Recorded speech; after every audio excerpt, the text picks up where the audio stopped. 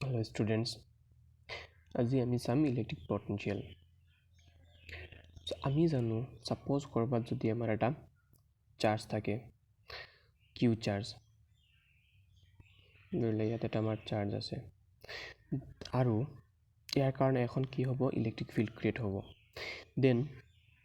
এই ফিল্ডৰ ভিতৰতে কিবা এটা দূৰত্বৰ পৰা যদি আৰু এটা পজিটিভ সৰু চাৰ্জ কিউ নটেই ভাল হওক, সো ইয়াক আমি ইফালে আনিবৰ কাৰণে কি কৰিব লাগিব, ৱৰ্ক ডান কৰিব লাগিব। বিকজ এই যিটো কেপিটেল কিউ চাৰ্জ আছে, ইয়াৰ যিখন ইলেক্ট্ৰিক ফিল্ড আছে, এই ইলেক্ট্ৰিক ফিল্ডখনে কি কৰিব, ইয়াক ৰিপালছ কৰিব। সো এই ৰিপালশ্যন ফ'ৰ্চৰ এগেইনষ্টত আমি কাম কৰিব লাগিব, তেতিয়াহে ইয়াক আমি ইফালে আনিব পাৰিম। সো এই যিটো আমি ৱৰ্ক ডান কৰিব লগা হ'ব, এই ৱৰ্ক ডানখিনিয়ে আমাৰ ইলেক্ট্ৰিক পটেনশিয়েল এনাৰ্জি ৰূপে কি হৈ থাকে, এই চিষ্টেমটোত ষ্ট'ৰ হৈ থাকে, এই চিষ্টেমটোতে ষ্ট'ৰ হৈ থাকে। ওকে, সো এই যিখিনি আমাৰ এনাৰ্জি ষ্ট'ৰ হৈ থাকে, এইখিনি আমাৰ কি হয় আল্টিমেটলি পটেনশিয়েল, এই চিষ্টেমটোৰ পটেনশিয়েল। ওকে, সো ইয়াত আমি এটা কি চাৰ্জ আনিছোঁ, যিকোনো এমাউণ্টৰ চাৰ্জ আনোতে যিমানখিনি আমি কাম কৰি আছিলোঁ, সেইখিনি আমাৰ কি হয় ইলেক্ট্ৰিক পটেনশিয়েল এনাৰ্জি। ক'ৰ পৰা আনি আছিলোঁ, কিবা এটা দূৰত্বৰ পৰা। এতিয়া আৰু এটা বস্তু চোৱা তোমালোকে, সো এই পইণ্টত এতিয়া চোৱা, যদি এই চিষ্টেমটো যদি আমি ইয়াৰ এই কিউ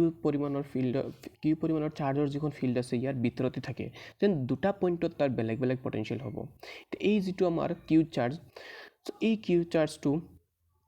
কিউ নট যিটো চাৰ্জ আছে, সেই চাৰ্জটো আনিবৰ কাৰণে আমি যিমানখিনি ৱৰ্ক ডান কৰিছোঁ, সেইটো হ'ব কি আমাৰ ইলেক্ট্ৰিক পটেনশিয়েল এনাৰ্জি। ইয়াত আমি এই কিউ নট চাৰ্জটোৰ কোনো ইউনিট পজিটিভ চাৰ্জ নহয়, যিকোনো এমাউণ্টৰ চাৰ্জ আনিবলৈ যিমানখিনি ৱৰ্ক ডান কৰিম, সেই ৱৰ্ক ডানখিনি আমাৰ ইলেক্ট্ৰিক পটেনশিয়েল এনাৰ্জি হিচাপে ষ্ট'ৰ হৈ থাকিব।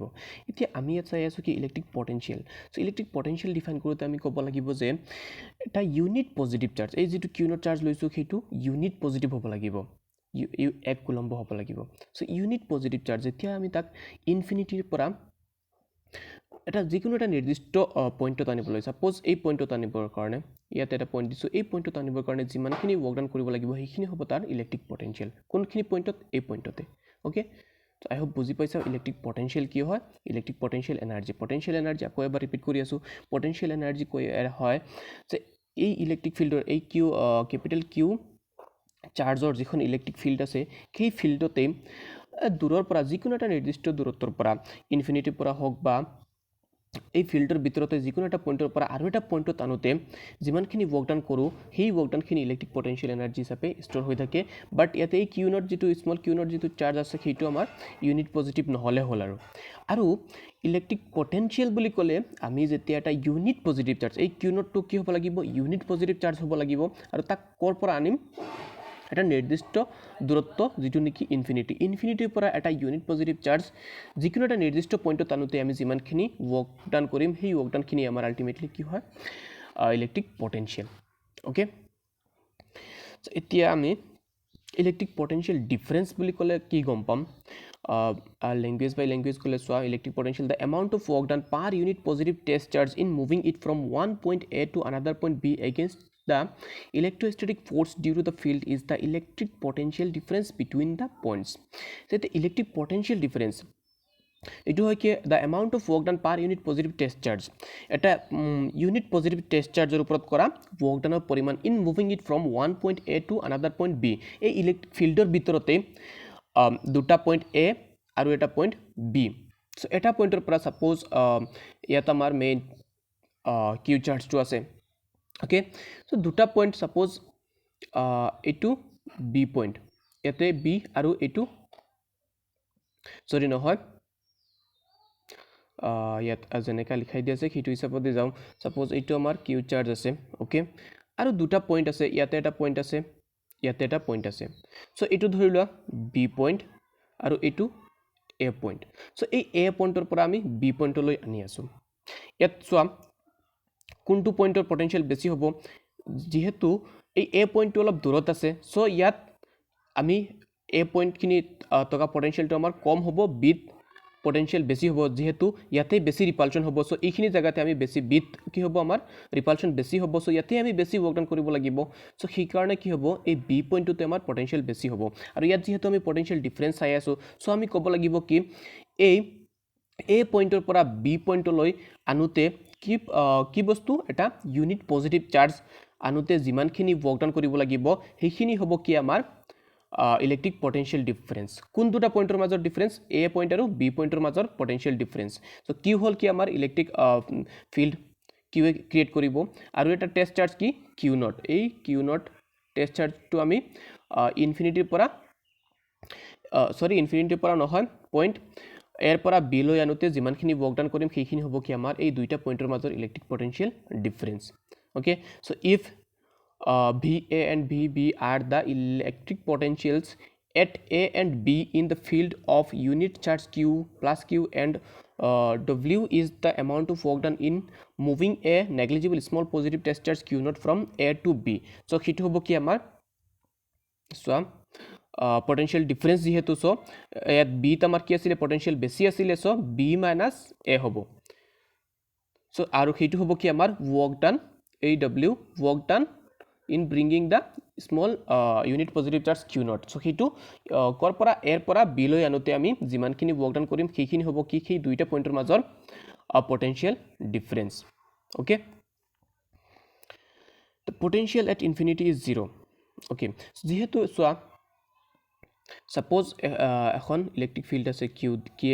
কিউএ এখন কি কৰিছে ইলেক্ট্ৰিক ফিল্ড ক্ৰিয়েট কৰিছে সো ইয়াৰ ইনফ্লুয়েন্স কলৈকে আছে এই তাৰ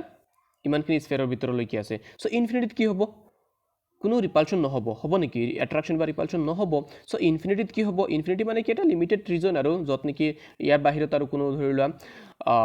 এফেক্ট নাই আৰু সো তাৰ কাৰণে তাৰ লিমিট ইমানখিনি সো ইয়াৰ বাহিৰত এই পইণ্টটো এইখিনি যি পইণ্ট আছে আৰু ইয়াৰ বাহিৰৰ ফিল্ডৰ ইনফ্লুয়েন্সৰ বাহিৰত যিমানখিনি পইণ্ট আছে সেইখিনি আমি ইনফিনিটি বুলি ক'ব পাৰি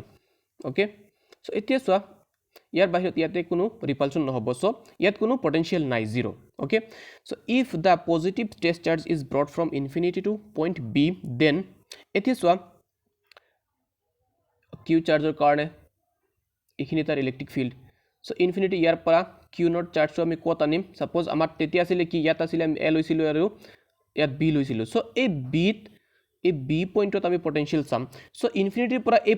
বিত আনোতে যিমানখিনি আমি ৱৰ্ক ডান কৰিম কোনটো চাৰ্জ এই কিউ নট চাৰ্জটো সো সেই ৱৰ্ক ডানখিনি আমাৰ পটেনশিয়েল হিচাপে ষ্ট'ৰ হৈ থাকিব ক'ত এই বি পইণ্টতে সো কোনোবা এটা পইণ্টত আমি potential বুলি ক'লে কি গম পাম the potential at okay if the positive test charge is brought from infinity to point B then আমাৰ potential to কি হ'ব ক'ত potential B means potential at B equal to W by Q naught so work done in bringing that Q naught charge from infinity to the definite point B small b sorry এইটো আৰু first বিটো so সেই পইণ্টতে আমি আনিবলৈ যিমানখিনি বাহিৰৰ পৰা ইনফিনিটিৰ পৰা যিমানখিনি ৱৰ্ক ডান কৰিব লাগিব ইউনিট পজিটিভ চাৰ্জটো আনিবৰ কাৰণে কিমানখিনি হ'ব কি আমাৰ পটেনশিয়েল কট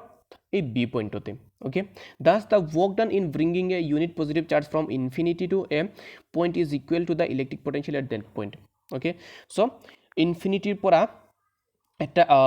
কিউৰ ইলেক্ট্ৰিক ফিল্ডৰ ভিতৰৰ যিকোনো এটা নিৰ্দিষ্ট বিন্দুতে এই ইনফিনিটিৰ পৰা এই কিউ নট চাৰ্জটো আনোতে যিমানখিনি আমি ৱৰ্ক ডান কৰিম সেই ৱৰ্ক ডানখিনি আমাৰ কি হয় পটেনশিয়েল কট এট পইণ্ট বি নিৰ্দিষ্ট পইণ্ট কোনটো আছে বিত আনিবলৈ যিমানখিনি ৱৰ্ক ডান কৰিম সেইখিনি আমাৰ কি হয় electric potential at that point okay so আমি কি বুজিব লাগিব ইয়াতে তিনটা পইণ্ট এতিয়া পালো আমি এটা হ'ল কি ইলেক্ট্ৰিক পটেনশিয়েল এনাৰ্জি কি হয় potential difference and potential at a নিৰ্দিষ্ট পইণ্টত okay so SI unit of potential is volt যেটো আমি potential বুলি কও potentialৰ SI unit কি হয় volt আৰু তাৰ ডাইমেনশন যেহেতু work done by charge হয় নহয় so work done by charge work done dimension কি হয় ml to t inverse 2 আৰু qৰ dimension a t okay so ইমানখিনি অলৰেডি তোমালোকে পাই আহিছা দেন দুইটা কম্বাইন কৰিলে ml2 t inverse 3 a inverse 1 so ইটো হ'ব কি আমাৰ পটেনশিয়েলৰ ডাইমেনশন এতিয়া যদি চোৱা vmap কি পালো volt equal to sorry potential equal to w by q naught so b ৰ আমি ইউনিট পালো কি volt 1 volt suppose আমি সবতে ইউনিটি লৈ আছো so v1 volt then আমাৰ work done কি 1 joule আৰু চাৰ্জ কিমান 1 কুলম লৈছো ওকে সো এতিয়া আমি ক'ব পাৰোঁ 1 ভল্টক আমি কেনেকৈ ডিফাইন কৰিব পাৰিম Das electric potential at A point is 1 volt when 1 joule of work is done in moving a charge of 1 coulomb from infinity to that point against the electrostatic force due to the field এতিয়া আমি যেতিয়া এখন electric field ল'ম কিৰ কাৰণে যেটো electric field create হ'ল okay so আমি এটা unit positive that's means 1 coulomb charge এটা আমি ইনফিনিটিৰ পৰা কত আনি আছো সাপোজ এইটো পইণ্ট এ বা বি জি হওক এই পইণ্টত আনিবৰ কাৰণে আমি যদি 1 জুল ওয়াৰ্ক কৰো এই পইণ্টৰ পৰা ইয়ালৈকে 1 কুলম্ব চাৰ্জ আনোতে আমি 1 জুল ওয়াৰ্ক ডান কৰো দেন আমি এই যেটো আমি কোয়ান্টিটি পাম এই কোয়ান্টিটিটো আমি কি বুলি কম এই যিমানখিনি ওয়ার্ক ডান কৰিম সেই ওয়াৰ্ক ডানখিনি আমাৰ কি হ'ব এইখিনি আমাৰ 1 ভোল্ট সো ইয়াকে আমি কি বুলি কম 1 ভোল্ট বুলি কম যেতিয়া আমি এটা 1 কুলম্ব চাৰ্জ ইনফিনিটিৰ পৰা এটা নিৰ্দিষ্ট বিন্দুত আনোতে আমি 1 জুল ওয়াৰ্ক কৰিম সেই কোয়ান্টিটি হ'ব কি আমাৰ এই সিস্টেমটোৰ আমি যেটো কোয়ান্টিটি পাম আমি ফিজিক্যাল কোয়ান্টিটি পাম হেতুক আমি কি বুলি কম 1 ভোল্ট ওকে সো আজিৰ কাৰণে ইমানখিনি হ'ব আই হোপ বুজি পাইছা বুজি নাপালে জনাই দিবা আকৌ বুজাব ট্ৰাই কৰিম থ্যাংক ইউ